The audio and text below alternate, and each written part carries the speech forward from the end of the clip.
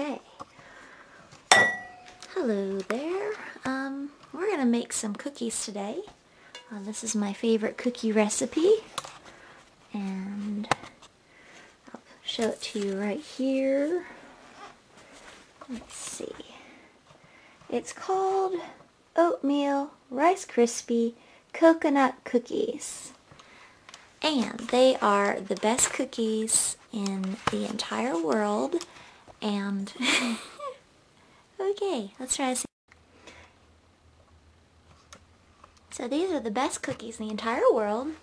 And they were given to me by somebody in Syracuse, New York. And I'll go over what's in them.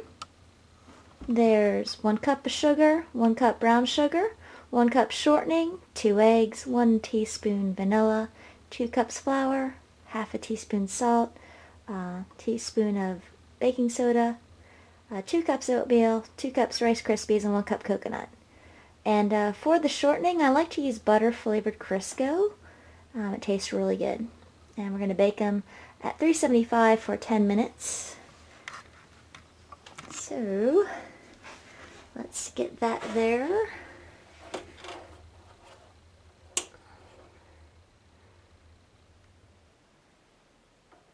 Okay, and I got some art there. Woohoo! Pretty sunflower. Let me put the camera in the sink and try to get this set up. Let's see. How will that do? Okay. So the first thing we're going to do is get our sugar. And here's our sugar. Well, actually, before I do that, I'm going to crack my 2 eggs. 2 eggs.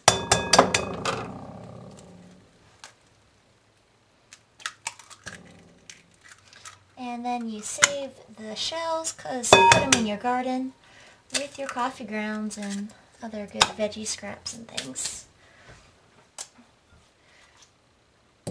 And you beat your eggs.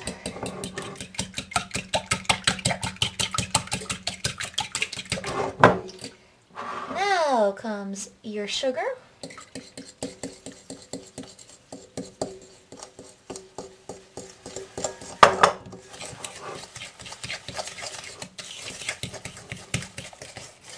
And these are the best cookies in the world.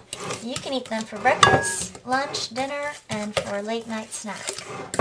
And they are nice, light, and airy. They're great to eat with a cup of hot cocoa or a nice coffee or a cup of tea. And they're great to share. And this recipe, if you make them small enough, makes about 38 cookies. And this is my brown sugar. It was kind of chunky.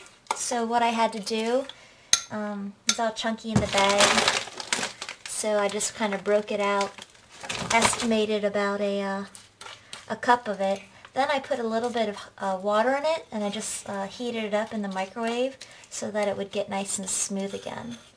And I've done this, I had to do it last time because I had the same problem last time, and it didn't harm the consistency of the cookies. I was kind of afraid that it might, like maybe it would make them lay too flat and not fluff up, but it was not a problem. Now one thing, if you do have chunky, lumpy brown sugar and you're going to heat it up in the microwave, you want to let it cool before you add it into your mixture, because if you don't, it will cook the eggs.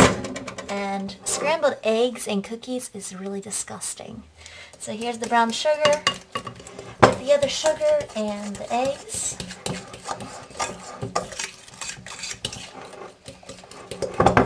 It's a nice golden brown consistency. Ooh, nice color. And after that, we have to lick our fingers. Add some vanilla. Make sure you grab the right one, not the peppermint or the anise or whatever flavors you got. Nice little, smells so good. Can you smell that? Can you smell that? It's good.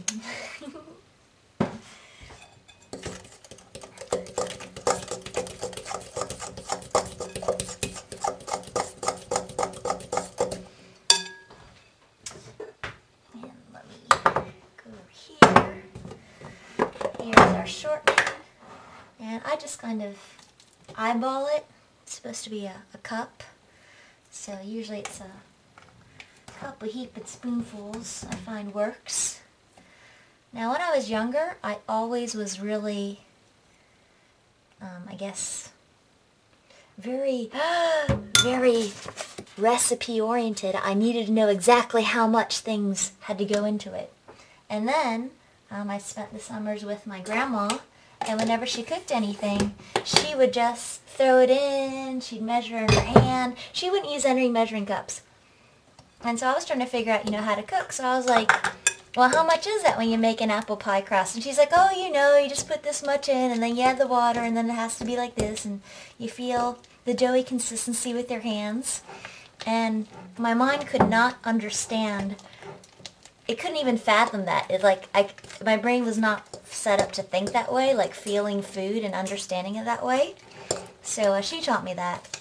And so for years after that, I would stick to recipes.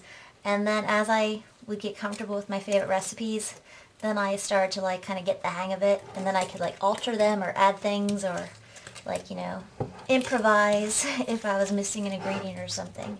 So it just came with doing the same recipe over and over and over again until I got comfortable with that recipe. And there you go. It's a little lumpy, so we're gonna change to our other spatula here. Of course, you gotta taste that fork. Here, have a lick. Like the other side. That's good stuff. And you want to smooth this out because it has, you see the yellow artificially colored chunks of Crisco shortening are there. And you want to smooth them out. And I'm going to pause it because this could take a while.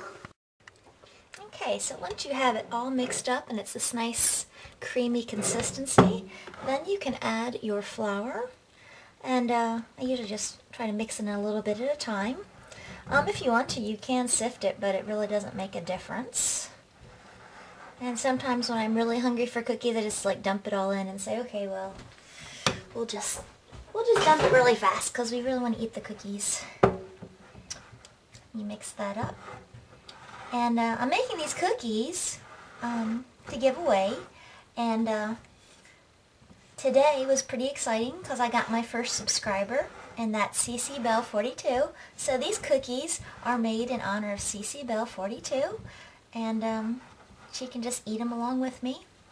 Kind of imagine the taste, or with your kids, you make them, because it's really fun to bake things with kids. And I'm sure you know, and it's nice eating, gobbling up all the cookies. So it's coming together, all that flour mixed in. And I'll pause it again. Then we add a teaspoon of salt and some baking soda. Actually, it's a half a teaspoon of salt, half a teaspoon, and a teaspoon of 1/2 teaspoon salt, 1 teaspoon baking soda. And mix that in. And then you take your oatmeal and pour that in.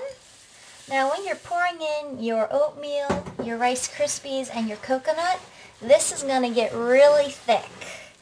So you might think that it's not going to get it all in there. Sometimes I'll use my hands and mix it together if I'm feeling like getting all gooey. But a little bit at a time. If you do a little bit at a time, it's easier to get it all covered. Otherwise, it's a little bit more work when you're doing this. And a lot of people, they don't like coconut, but I like to make things with ingredients that people don't like. And I don't tell them what's in them. I don't say there's coconut in the cookies unless I know they're allergic to it. Then I wouldn't put it in their cookies.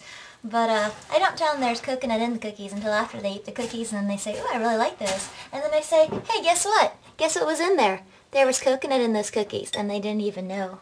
And they said, oh, they're really good. So then they like coconut, perhaps only coconut in special cookies like these. So there it is. I'll mush it together.